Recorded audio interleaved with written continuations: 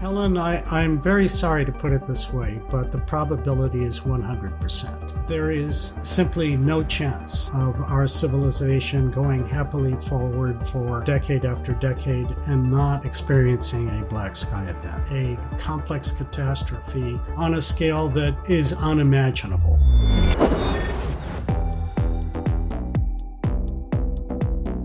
Welcome back to the Zero Pressure podcast series, a relaxed conversation with those on the cutting edge of science and technology, hosted by me, Helen Sharman, and presented by Imperial College London and Saab.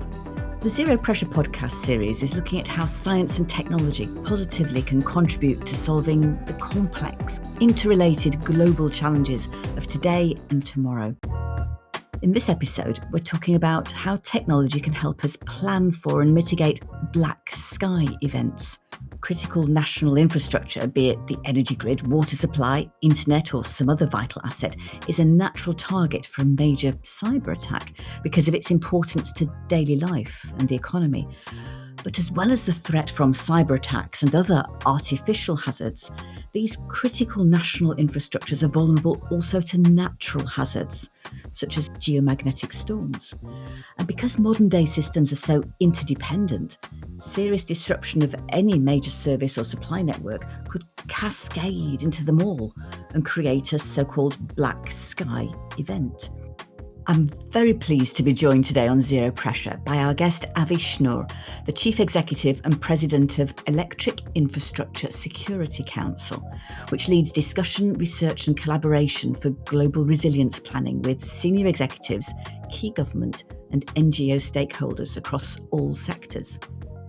Avi worked in the US aerospace industry in the field of systems engineering for many years, and he became aware of the global scale risks of fast-growing interdependencies of infrastructures, the idea that everything depends on everything else, by working closely with NATO and various governments around the world.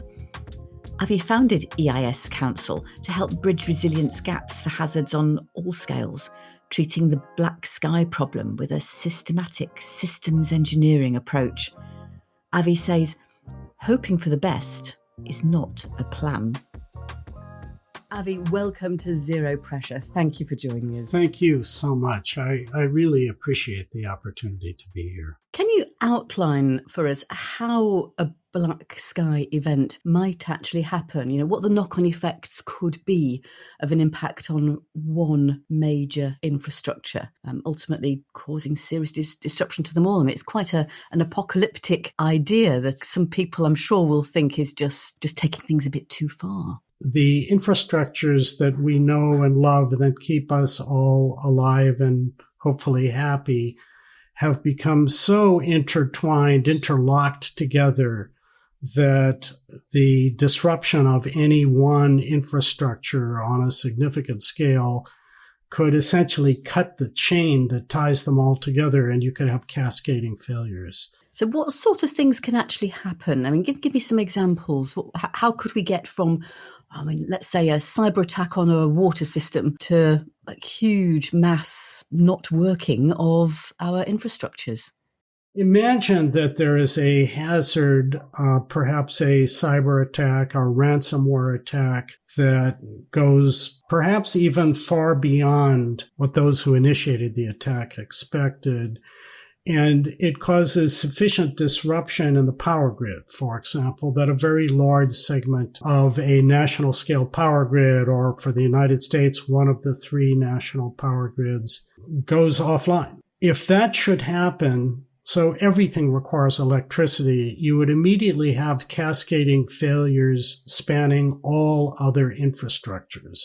And then the problem is very complex because you have this vicious cycle. There's no way to restore electricity without having communication, without having water, without having fuel, without having transportation, without all the other infrastructures. And yet the other infrastructures, if the power outage lasts beyond a very limited time, will not be operational. So it's a very difficult problem when you think about it. It turns out that there are some relatively straightforward solutions. We have not, by and large, implemented them. But there are some approaches to break this complex, difficult situation. Now, I'd like to come on to those solutions shortly, but just take me back a bit. If the electricity grids are not affected at the beginning, are you saying that actually then this cascade, this black sky event scenario would not actually happen? Have we got to affect electricity in the first place? Severe disruption of any of the major infrastructure sectors would lead to the same disaster. If a ransomware attack, a cyber attack, should disrupt important layers of the finance sector, either globally or in some major nation, the consequences would be very serious. And a good example is the electric sector. In the electric sector, transmission companies utilize power that is produced by generating stations. Generating stations in the United States, for example, watch the markets. The markets tell them what power is needed where. They make bids for that to produce that power. And then if the bid is successful, then they produce the power. It's a bit more complicated than that, as you can imagine, but that's fundamentally what's going on. If you have a serious disruption in communication or the internet or the finance sector that mediates the markets, then that's no longer going to happen. And then you start seeing instability in the power grid that can lead to a power grid outage. And if it's very large scale, even a very large scale power outage that did not involve any damage to components would take quite a long time to put the pieces back together, where we would be talking to restart a full national grid weeks. Okay, so you've convinced me that that it's quite a reasonable possibility that really large-scale disruption to infrastructure can have this knock-on effect to affect pretty much everything else. But what do you think is the probability of such an horrendous event occurring whereby we really are in this apocalyptic scene of having pretty much nothing working anymore? Helen, I'm very sorry to put it this way, but the probability is 100%. There is simply no chance of our civilization going happily forward for decade after decade and not experiencing a black sky event.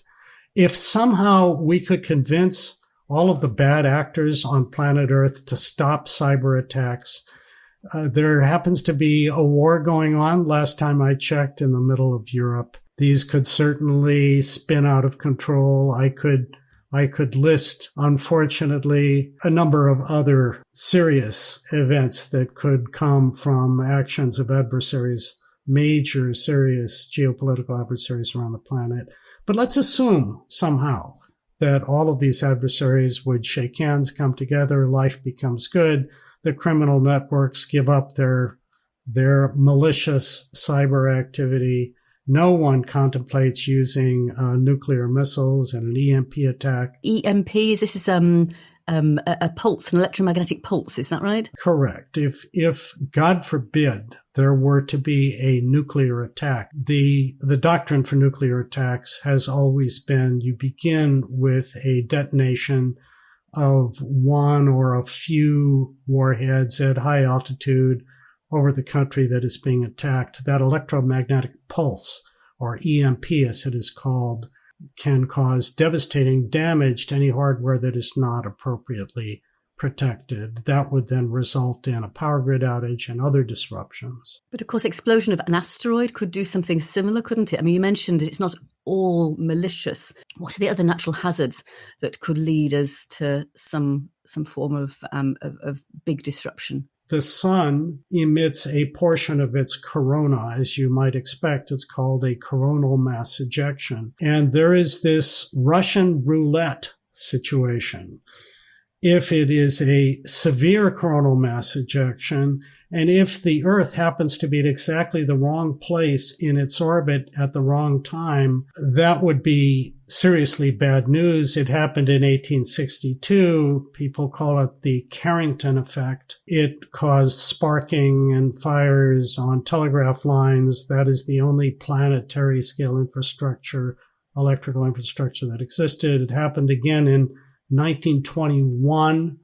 And you had similar events by currents that were conducted through railroad ties, through railroad tracks. And it's called the railroad storm. That was just before we had deployment on a large scale of a power grid. So that's just one example. There are earthquakes that could have similar effects. A high morbidity pandemic could affect the operators who keep our critical infrastructures going to an extent that you start seeing instabilities that shut down infrastructure. So there is no shortage of natural hazards that will occur, that do periodically occur in history. And our infrastructures have become sufficiently sensitive, interconnected, and vulnerable that the scale of such natural hazards that could cause these events, unfortunately, is not nearly as great as we would like to think. Do you think that we've, as a society, sleepwalked our way into allowing our infrastructures to be so interdependent? The answer to your question, really, did we sleepwalk into this? If you think about it, we have now integrated pretty much everything in our industrial society so tightly that it really resembles an organic system.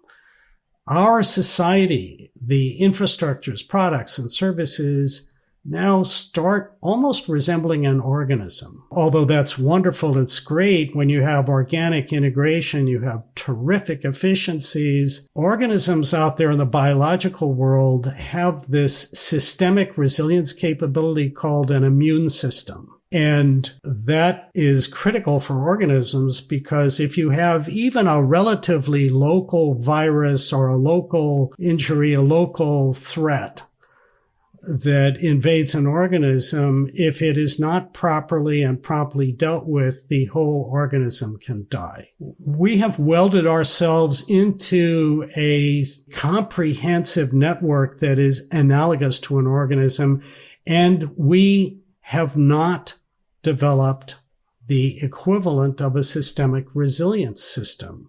Nature developed such systems, its biological immune systems, by this process called evolution, right? And evolution works extremely well. There is just this one little drawback, that evolution works by the death of unsuccessful candidate organisms in the hundreds of thousands and millions over many, many years. That is not the route we want to go.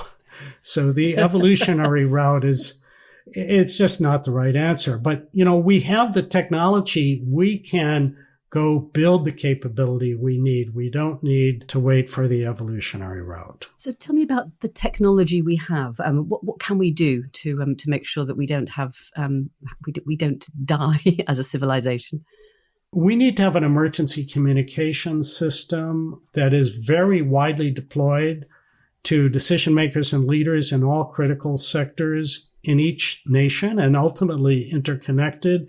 And the emergency communication system needs to connect to any private or corporate or government emergency communication system that would still be active. But this communication system needs to be very solid. It would need to continue to operate in spite of extreme cyber attacks. It would need to operate in spite of an EMP attack. It would need to operate without any connectivity to national telecom systems because they will go down if the power grid goes down. It needs to operate without connection to a power grid for obvious reasons.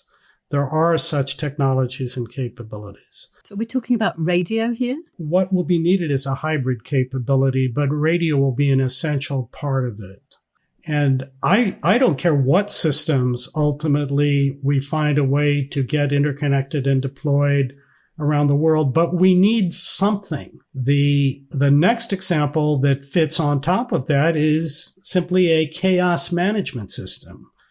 Imagine this huge power outage that occurs. Unfortunately, this coronal mass ejection happened, whatever it is.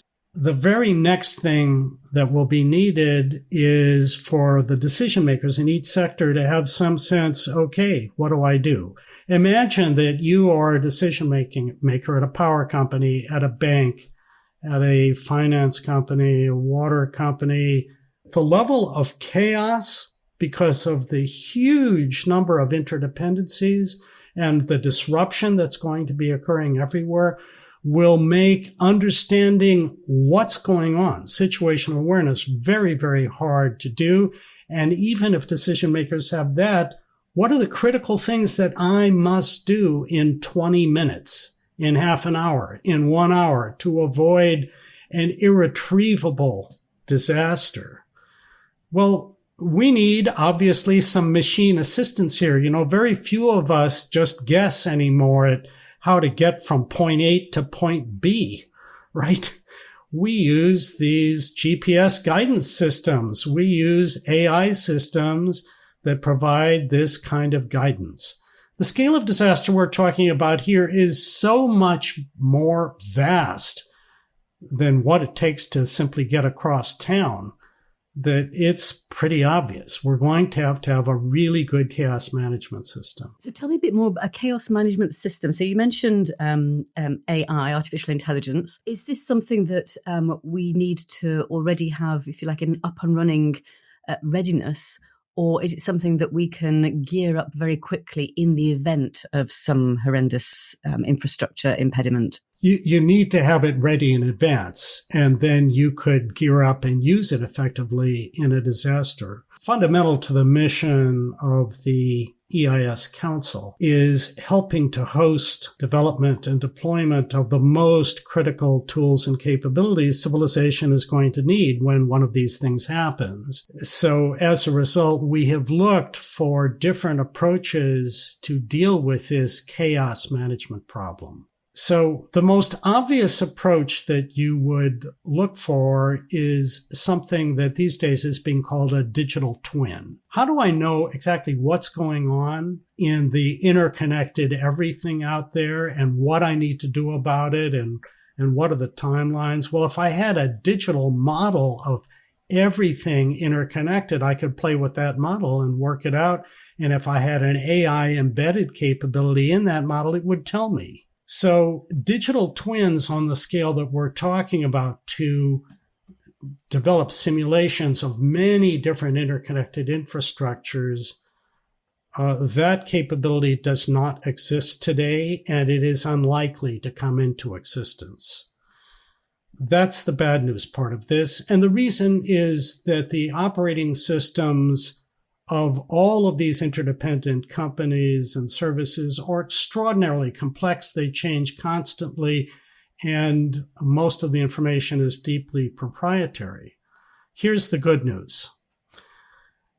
You could go in a very different direction, not try to duplicate and simulate all of this interdependent complexity, but just allow all of the different companies and services to play together, to interconnect their systems in a common network that they would not provide proprietary information for. It would not be necessary. If they could interconnect themselves into a common network, it would be essentially a simulation or an interconnected networking system that provides guidance on what would need to be done based on basic information on how the different companies and sectors relate to each other, then you could solve this problem. So at this point, given this need, the Council has now been working for about 3 years on a system called Genome, which basically does not take on the very hard problem of developing a true digital twin, but simply is on the road to becoming let's call it a multi-corporate operating system. It allows multiple corporations to function as if they had a common operating system. And you don't need proprietary, detailed information. It would be information at the level of, okay, my water company, we will pressurize line 17. It'll be at 50% pressure at 3 o'clock.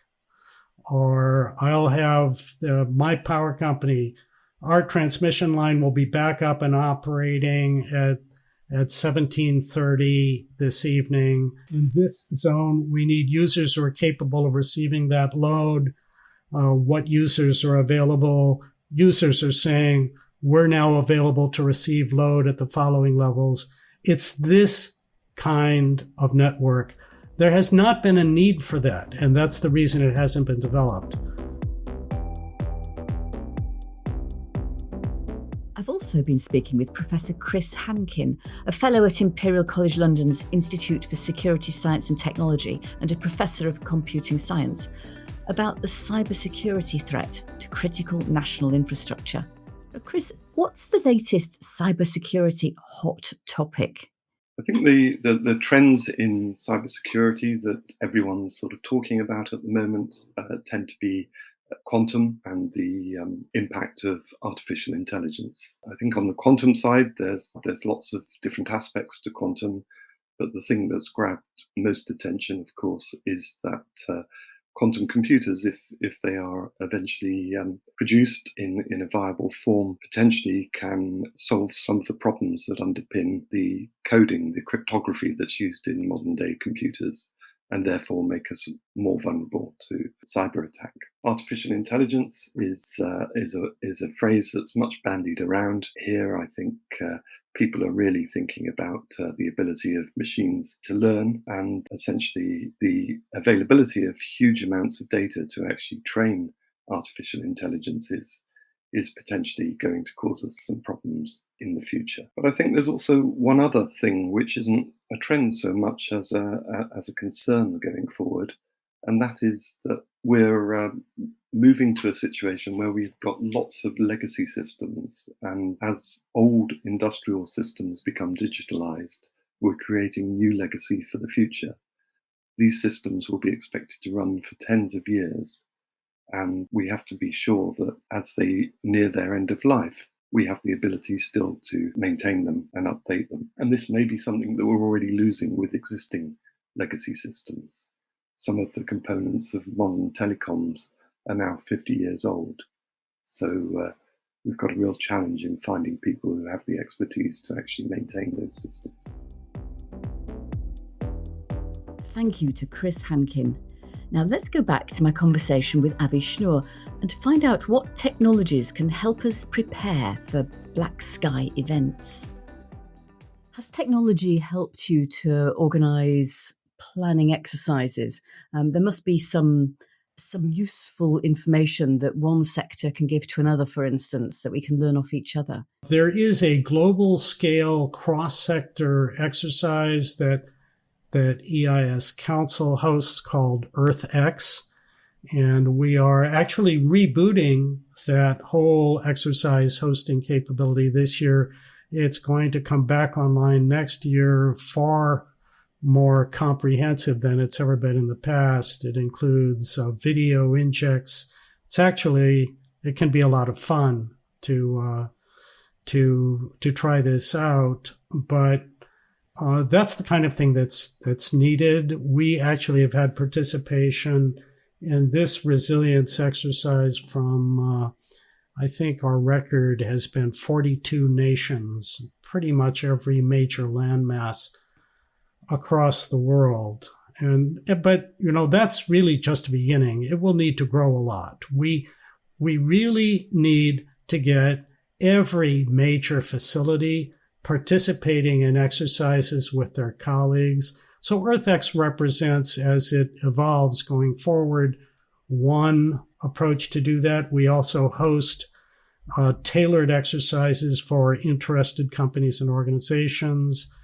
And what's important about the exercise is that are needed here. They need to be not just cross-sector, but they need to encompass representatives of different sectors, different companies who hopefully live and work in similar communities, and maybe even, whether they realize it or not, work together. But they need to exercise the capability to address these extreme hazards. Dealing with an exercise that does not break a communication system, that does not shut down power, that does not represent what would happen in any extreme disaster like this, which is instantaneous gridlock, is not going to realistically prepare the companies, government agencies that are involved, that would need to be able to put these pieces back together. And for us to collectively survive, we need to start recognizing that we need to work together on a planetary scale. Certainly with your experience as an astronaut, Helen, it's a no-brainer. Looking down at our beautiful blue-green planet, it's one system that we all depend on. The space community might say that human continuity must involve colonies on Mars, for instance. But I like where you're going, Avi. You're saying that human continuity actually just involves each and every one of us deciding that we can't not do anything. We have to actively encourage our governments to make sure that they're addressing this problem. Am I right? Absolutely. I'm intrigued by interplanetary travel and all the potential, but frankly, Earth is my favorite planet. And sustaining life on Earth and human life on Earth is a huge priority. As a matter of fact, I can tell you that EIS Council, working with some of the leading research institutions and academic institutions and NGOs all around the world, jointly we are hosting something called the Human Continuity Project, which has the ambition of having collaboration from the best and brightest institutions, organizations all over the world to work together to develop, beginning perhaps with the small number of particularly critical tools and capabilities, but then going on to all the other layers of capability required. This represents an opportunity for global scale collaboration, similar to what's happening with climate change. At the end of the day, what we're talking about with these threats, they represent existential threats for humanity. That being the case, working on finding solutions should become the province of really every nation all over the world, including adversaries. Astronauts initiated Asteroid Day as a way of increasing humanity's awareness of the impact an asteroid could have on the Earth, because we've kind of forgotten what happened to the dinosaurs, apparently. But from what you've said, Avi, there's an awful lot more than just an asteroid we need to be concerned about. So I very much like the idea of this human continuity project. I think there's a lot we can together work on, and the optimism that there is something that we can do, more than one thing, but there's stuff we can do to mitigate some of the devastation that hazards ultimately could wreak on the Earth, and in creating what EIS Council calls a black sky event.